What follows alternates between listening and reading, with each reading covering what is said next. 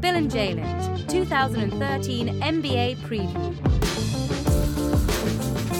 Once upon a time, Jalen Rose spent 6 years Naptown? in Naptown.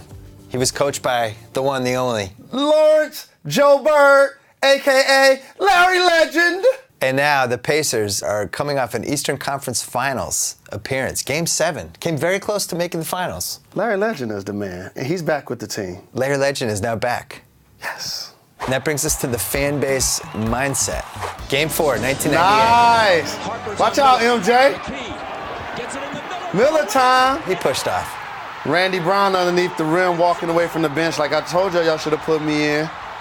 So, all right. I told y'all they was going there. There's Reggie. Watch Reggie. He's acting like a maniac. There's somebody who wasn't impressed. Ice water in his veins. Look at that. Doesn't move. Because he's the legend. Legend didn't react. No reaction whatsoever. That's what they added to their team, Jalen. That's why he's my guy. This is what you get when you have Larry Legend on your team. Killed just about everything that walks or crawled at one time or another. You get that look on your face. I'm here to kill you, Bill. For what you did to Ned.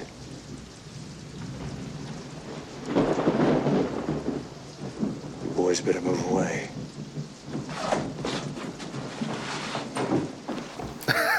The legend is Clint Eastwood. The legend doesn't get phased. Now, Indiana in Game 7 last year, they fell apart, if you remember, against Miami. They were ready to take that team to 7 games, but they were missing that little tiny thing, that confidence, that toughness. They added the legend. And also, I'm going to tell you what the legend did this summer quietly without a double-barrel shotgun. He cleared out that bench. He did. Let's look at that, actually. And that's what he did. By the way, we should mention, he wasn't involved with any of those 4 guys, and now they're not on the team. Indiana's bench was really bad last year. It was willfully terrible, and it got to the point where in that Miami series, if Paul George was out of the game, you felt like something bad was going to happen. Now they added Luis Scola, who you're a little worried about the fit athletically, right? I think he's a very good athlete. When it comes to doing flip shots and layup around the hoop, he's like a hand-eye coordination athlete. He's not a to war against Miami athlete. Yeah, he's not going to overpower you. The thing with Scola is he's played on teams where defense was not a priority. Mm-hmm. The Indiana Pacers are a very good basketball team, but their 2 best players, Paul George and also Hibbert and David West, they're actually terrific defenders. Right. And so when you're out there playing with those guys, Scola, Copeland in particular, as 4 men, you got to defend your position. So here's the rotation. Now, their starting 5 last year had phenomenal 5-man possession numbers, which I think they probably had the best plus-minus in the league. The problem was the bench. Now, I like that bench a lot more than I liked last year's bench. Paul George, does he make another leap? Does he have one more little tiny leap in him? He made the 3rd-team All-NBA last year. Can he get to the 2nd team? Can he become the 3rd best forward in basketball? No players have gone from being draft picks to starters to future superstars faster than Stephen Curry and Paul George. Paul George, would you rather have him or Carmelo Anthony this season? Just this season? This season, I would rather have Paul George. I think I would too. There's a chance he might be the 3rd best forward in the league right now. Yeah. Absolutely. And I like him playing shooting guard also. We went too long without talking about Larry Legend again. Wow, look at this copy. This is classic. What a great idea for a commercial. This guy should have won an Emmy, whoever came up with this. I heard Converse made a pair of bird shoes for last year's MVP. Yep. Well, they made a pair of matching shoes for this year's MVP. Oh, man. Okay, Magic, show me what you got. Good acting by the legend. You know who won the MVP that year?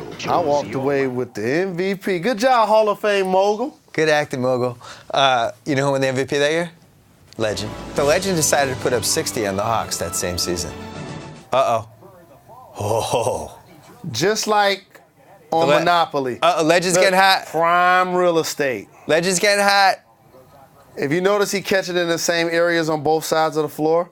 Where's the heat check? Where's Kurt Goldsberry's shot check? Oh, look at the Hawks. They're making faces. Watch the Hawks bench on this one. Yeah, that's Cliff Livingston. Good news. Who ended up playing for this the is the Bulls best and won one. a couple of championships. Into the Hawks bench. Oh! Can we see the Hawks bench in that one again? Yeah, the Hawks bench is going crazy. That's Cliff Livingston. Good news. Let's go back to the Pacers for 1 second before we find more excuses to watch Larry Bird footage. What's Zach Lowe's question about this team? Was that the real Roy Hibbert? Now, good question. Roy Hibbert kicked ass in the playoffs. Roy Hibbert was all of a sudden playing 38, 40 minutes a game, laying the smackdown a couple games, became a defensive stopper, became part of a controversy during the Miami series about whether he should have come out of the lineup or not, and really seemed to frustrate LeBron. Was that a fluke or was that the building of something bigger? Dwight Howard is the best center in the league. Lopez for the Nets is the best offensive center in the league. I think Roy Hibbert is the best defensive center in the NBA. Marc Gasol won the award. He's right there in the conversation. The thing that I like about Roy Hibbert, and I joke about this all the time, you might as well call an archaeologist when you watch his game. Wow, holy smokes. It's really a throwback style. Right. He shoots hooks, turns over both shoulders, running hooks, jump hooks. Terrific blocking last year's playoff against Carmelo Anthony. Right. That was a signature play at the hoop. And he can shoot facing up. He can make a 15-foot jump shot. That was the real Roy Hibbert. I wonder if we have footage of Roy Hibbert's house. Oh, we do? How you guys doing? Hey, Roy. You guys about to follow me around the day. Yeah, let's do it. Training, lifting weights, MMA, and this is Stack. This was something I found on YouTube. It was like a day in the life for Roy Hibbert. Where do you stand on the painting of yourself in the living room? I have absolutely zero of those anywhere, anytime. Now, Not in the office, not at a cubicle, not at a home, not an apartment, not rent, lease, or own. Do you think Roy was a friend of his, like an aspiring painter who gave him that? Or was Roy like, I've got this semicircle thing. It's like a little four type situation, and I could really use an oil painting of myself? Trust me, I've been there. What he's really doing, I'm rich. I got a big house in Indiana. It's a house, not a home. It's not totally custom with his Ernie Barnes art and his great paint, his Basquiat on the wall. It's just, I'm maintaining. Yeah. A fan gave him that picture or sent it to him, asked him to sign one, and gave him one. Oh. And he knew that this camera was coming today. He went and plucked it out of the garage, dusted it off, and sat it up on the mantle. Oh, you think he got it out of the garage? Yeah. The Triangle has some Roy Hibbert thoughts. Let's see what they say. It looks like he's in the Incredible Hulk now. Now that's Tim Duncan right there. Roy Hibbert looks like he's 7 times the size of Tim Duncan. He trains MMA and stuff like that. He got absolutely ripped. Is that a good thing? Do you want your big guy to be too ripped? I remember Yao Ming added muscle and his body broke down. A legitimate 7'2", as you see in that picture, is Roy Hibbert. Wanted to put on some bulk to go against bigs, in particular like Dwight Howard or Andrew Bynum, to where that person couldn't back him down and get 2 or 3 feet. So you just off talked to him initial about contact. this? Absolutely. When you were on the Philippines trip? I did. You said, Roy, I'm admiring your body right now. What'd you do? I did. What was your mindset? Well, on your 17-hour flight? I was looking at how he was able to do a better job this year than in the past of keeping Dwight Howard from the front of the rim. Right. And so that's why scheduling those preseason games always have a rhyme or reason for each team. They have this guy. Lance, the 8th grader! He was always on your dark alley team. There's another guy on your dark alley team, David West. David West. And here's what happens sometimes with the Pacers. They start yelling at people. So I've been the guy in the white shirt on the right-hand side. His name is Teague. Yeah. And he's a 6-foot point guard that probably weighs 175. Who's terrified right there. Who, trust me, does not want those 4 people to get out of the way so David West can get his hands on him in any way, shape, or form. That is what I call a classic case of hold me back. You know who else used to love to fight, Jalen? The legend. Oh, this is him beating up Alan Bristow. Beat him up, legend. Get him, legend. Yeah, Oh, he didn't like that. You don't throw an elbow at him.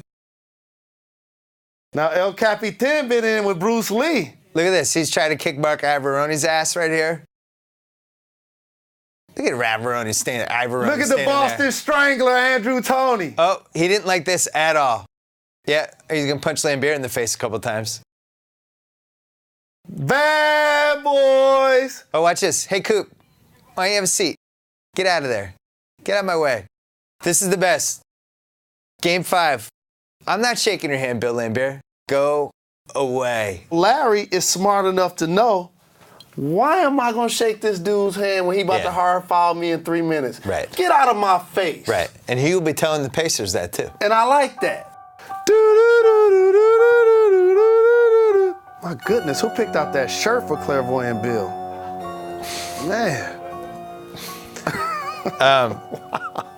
Clairvoyant Bill believes that Danny Granger, who we mentioned earlier, expiring contract. The single most important trade anyone can make out of the top 8 this year involves that contract, because the Pacers are one guy away. If they can flip that contract into one more piece, then they have a chance to make the finals. Clairvoyant Bill believes that the Pacers cannot make the finals without making that trade, and I think Larry Legend will see that.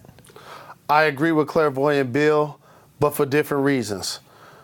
They need another creator on the perimeter that can get his own shot when the offense breaks down, and also that's going to suck in the defense to where Paul George can get some catch and shoots. Yep. Hibbert and/or West can get some layups or dunks off drop passes. Well, if the Pacers do make a trade this season, the guy who we'll be making is the guy we keep bringing up, the legend. And here's the all-time best Larry Legend story. After the timeout, we walked back on the court, and then Xavier was guarding. So he tells Xavier, he says, I'm getting the ball. And I said, I know, I'm going to be waiting. And he said, I'm going to get it right here. I'm going to shoot it right in your face. See, he told McDaniel, I'm going to get the ball. I'm going to shoot it right from the spot that he shoots it from. The X-Man. And then he makes it 2 guys on him. And he came out when right about that exact spot and shot a shot right in my face. Now, that was actually a terrific defensive play. The double team was supposed to come on catch. The dude was sprinting over there to double. And Larry saw the double coming. And he shot it before the double got there. And that's 3D, Dale Ellis, my guy. And, you know, he was like, I didn't mean to leave 2 seconds on the clock. He wanted to shoot it with 0 seconds on the clock. I walked back to the sideline like, damn. He said he didn't mean to leave 2 seconds on the clock, Jalen. Killer instinct. That's why you're the legend, when you say things like that. When you make a game winner, but you're mad that you didn't use up all the time in the clock. Let's look at Goldsberry's graphic here. He picked Paul George. We looked at Kevin Durant a couple times ago, and everything was red and orange. This is not the same. But again, we mentioned earlier, 3rd year in the league last year for Paul George. You're going to start to get some oranges this year, I would think. But the one thing that is very impressive is normally 6'7", 6'8" players make a distinct decision to whether they want to play with their backs to the basket or facing. That's the improvement in LeBron James' game. That he now is comfortable playing with his back to the basket. Right. Here's a 23-year-old player that already does both. That's so hard to defend. He's shooting corner threes, shooting from the top, finishing at the hoop, mid-range post on both blocks. Normally guys only post up on one side. He's just going to continue to get better. The sky's the limit. He's a year away from me being upset if he doesn't have a low post move. Nap time! Boy. Get the people what they want. Well, you played 6 years in Naptown. I'm guessing there was some champagning and maybe even some campaigning. Geist Reservoir. Cocktail Cove is what they call it. Cocktail Cove? Yeah, so that basically, sounds enticing. It's where people go, park their boats, the jet skis, their water activities, in a couple of areas. Is there lobster? No lobster on the water. But it's where everybody hangs out and mingles with one another. Cocktail Cove. And also, you're in Indiana. We used to always know it, and they still do. In 49 states, it's basketball. But that's Indiana. And I'm not exaggerating. You would think every home has a basketball hoop. Probably does. Riding down the street, if you want to get some jumpers up, you can just pull up over somebody's house. In my 700-page book about basketball, I said they should build the NBA Hall of Fame, and they should put it in Indiana. Because that's where it should be. That's where the Hall of Fame should be. That's where the Hoosiers gym is. That's where Larry Legend grew up, and that's where the NBA Hall of Fame should be. When you lived there, you put newspaper on your windows? So my first year, I go from playing in Denver, starting in the playoffs, thinking I'm on the upswing. I get traded. Larry Brown's the coach. I get 15 DNPs. So during that period, I'm on a 6-year deal. This is the 3rd year of the deal. So I'm not really trying to buy a house. So I rent a house, and it just so happened that home didn't have window treatments. Any homeowner out there knows it costs to accessorize your home. So I put newspaper up on the glass of the windows. How much were you making a year? That was irrelevant at the time. Right? My first year you was put newspapers in your windows? My first deal was 6 years, $10 million.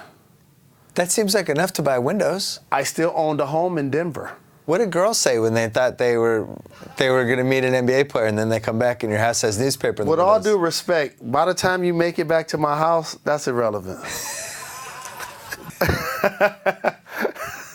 You're closing like MJ. Yeah, once you get the phone number. You're in the door, it's over. And then the return call. Yeah. And then you link up.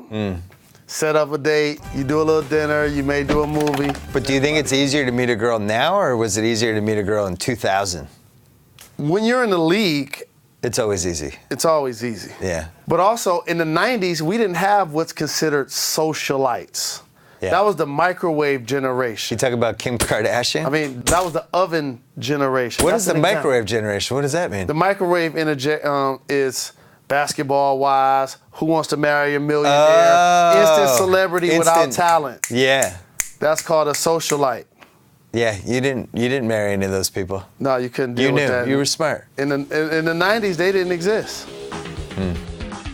Last but not least, let's discuss Miami's vice. We saw it with this Pacers team last year. Roy Hibbert, size, rim protection. Paul George, about as good as you're going to do defending LeBron for a 7-game series, right? Who would you rather have other than him? Nobody. No one other than Paul George. I think he right now can and will do the best job of guarding LeBron James as any player in the league. You're not going to shut him down, but you can at least make him work hard and try to shoot less than 50% of his shots. And see, he fights over screens on defense. Yeah. He's actively reaching for the ball and contesting the dribbler. He contests shots at the hoop. He gets runouts. Like, Paul George is a terrific defender. He's a vice. And Lance Stephenson showed that he could play some possessions on Dwayne Wade and on LeBron James. If I was Lance Stephenson going into my contract year, I would watch Tony Allen and say, I could do what that guy does, plus I'm a ball handler on the other end. In general, coaches don't really matter unless they're screwing up your team. There's only like 5 or 6 coaches that can actually positively affect a team's destiny. Other than that, you mostly want a guy who's just steering the ship.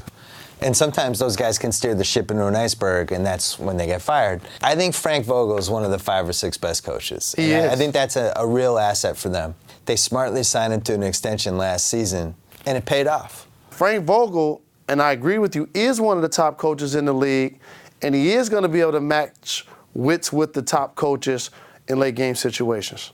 Last but not least, before we go, since we kept talking about the legend this whole time, let's see this for a second. The Isaiah Thomas controversy. You loved Isaiah Thomas. I still do. Larry's a very good player, an exceptional talent, but if he were black, he'd be just another good guy. How does Isaiah say that? If you look at the look on his face right now, look at that, and then Larry stood up for him. Competitive instinct. Just another good guy. Just being competitive. Look at the look on his face. That could be a mugshot. You know, he's not happy at all. You know why he said that? Because it was two games after this moment right here. The next one. Uh-oh. Oh, Jalen. Good D, Horn. Good contest. Get that out of here, Worm. Oh, boy. Time out, Daddy Rich. Why are you celebrating? Why are you celebrating? Oh, Legend didn't give up. All right, stay out in the bird over the DJ.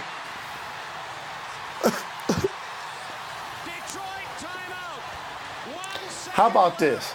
Not too many people, maybe Reggie Miller is the only other person that can brag about this. Am I the only player in NBA history to lead a team in scoring that's been coached by Larry Bird and Isaiah Thomas? Ooh, interesting. That's a pretty good stat. And I've worked with the Hall of Fame mogul. Can we see the steal again? Just one more time. No! Yeah, one more time. This was good defense. Good D, Horn. Force him left. Get that out of here, Worm. See, here's the problem. Isaiah should just call timeout right here. Oh, boy. The great thing about basketball. And also, how many people even had the presence of mind to make that cut that DJ made? How many people would have missed that layup? Oh, he almost missed it. Right-handed. I was at this game. It hit the right side of the rim. Look at that. Look at that. It hit the right side of the rim and went in. And you could tell he almost missed it by he landed. Both of his feet was out of bounds when he landed. Look, he's clearly off balance. Look. He didn't know if it was going to go in because he did a turnaround. He was going to jump back up and try to tip it back in. If he missed that layup, they'd still be peeling my dad off the seat. One of the most underrated players in NBA history, Dennis Johnson. And, of course, they didn't elect him into the Hall of Fame until after he died. Right.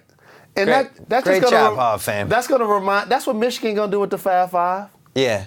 That's all. Hey, here's a newsflash. If somebody's dead, they can't attend their own Hall of Fame thing. That was terrible. Like with Harry Carey in baseball. Ridiculous. The Indiana Pacers, we were both bullish on. Naptown! The legend has returned. And here comes Larry Bird. Listen to the crowd. Bird spots up from 20. Switch!